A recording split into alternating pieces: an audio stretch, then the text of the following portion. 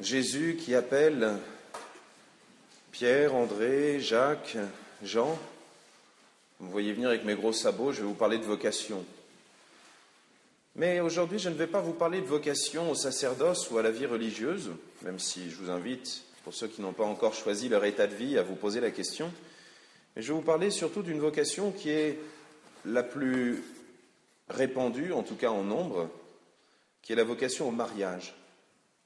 Pourquoi ? Parce que bien souvent, ceux qui se marient ne se posent pas la question « est-ce que j'ai la vocation ?» Si on va dans un monastère ou si on demande conseil à un père spirituel, pour savoir si on a la vocation, c'est bien souvent pour savoir s'il faut rentrer dans tel monastère plutôt que dans tel autre, pour savoir s'il faut devenir prêtre maintenant ou plutôt autre chose. Pourtant, le mariage aussi est une vocation. Comme toutes les vocations, c'est une vocation à la sainteté et au bonheur. Les deux ne peuvent pas être séparés. Dieu nous a créés pour qu'on soit saints, pour qu'on soit heureux. Dieu nous a créés pour être capables d'aimer. Et vous voyez qu'il y a un lien absolument direct avec le mariage. Mais justement, parce qu'il est tellement naturel, trop souvent, le mariage devient comme un choix par défaut, ou plutôt une absence de choix. Je ne me suis pas posé la question s'il fallait que je devienne prêtre ou pas, donc je me marie. Et c'est tellement évident que...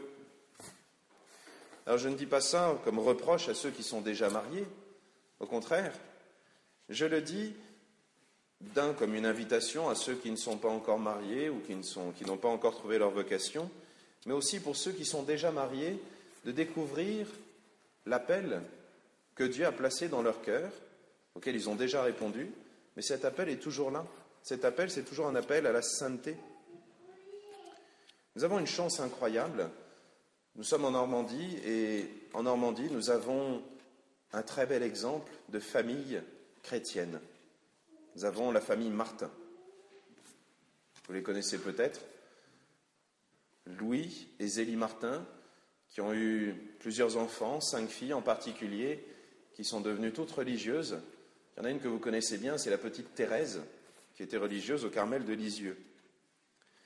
Thérèse est sainte patronne de beaucoup de choses, des missions, mais ses parents aussi sont bienheureux.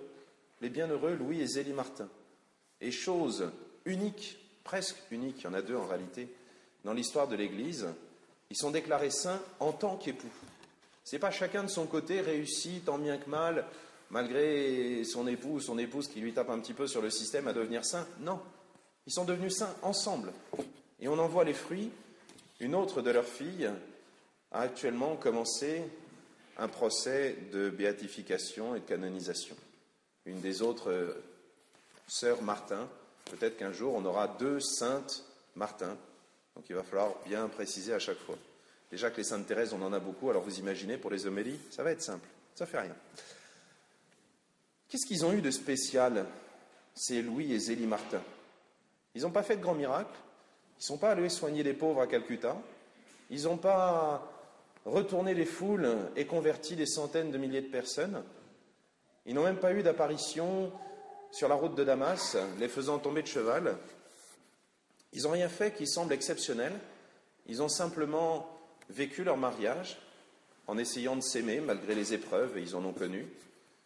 Et ils ont éduqué leurs enfants en leur apprenant à s'aimer et à aimer le bon Dieu.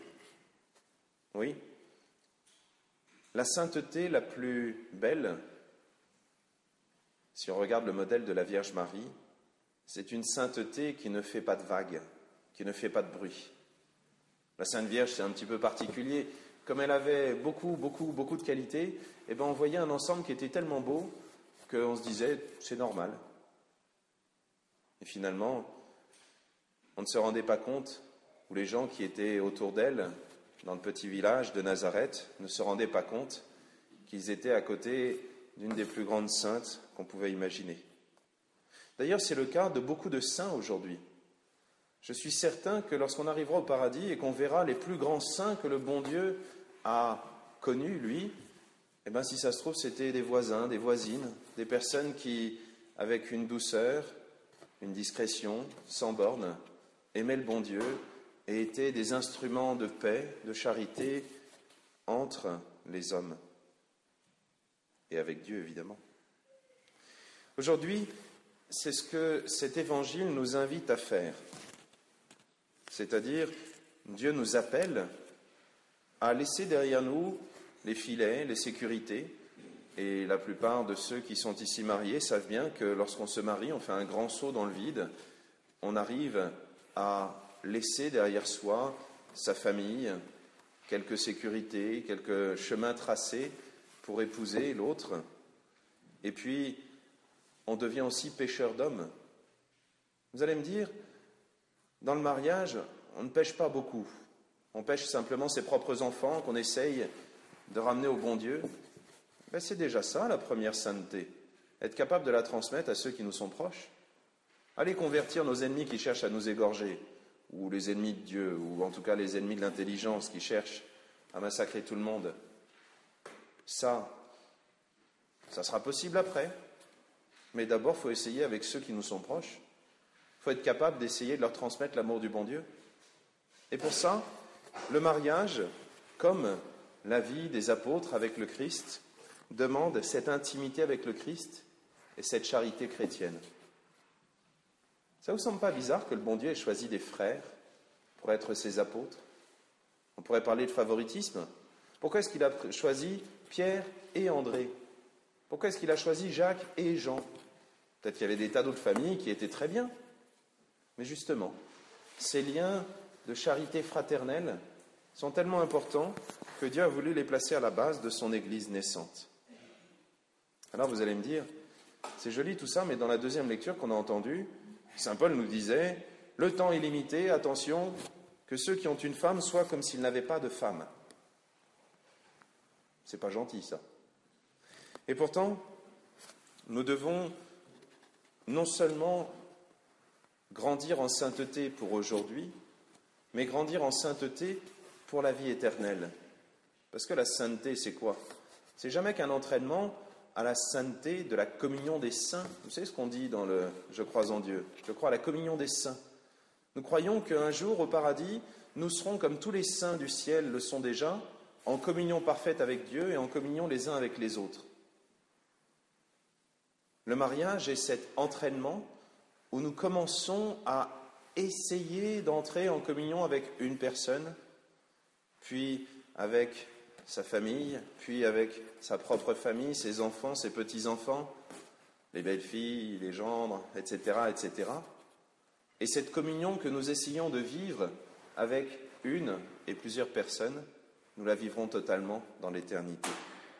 Donc oui, nous devons vivre aujourd'hui que ceux qui ont une femme vivent comme s'ils n'avaient pas de femme, c'est-à-dire que ceux qui aiment une personne vivent comme s'ils étaient appelés non pas à aimer une seule personne, mais l'humanité tout entière.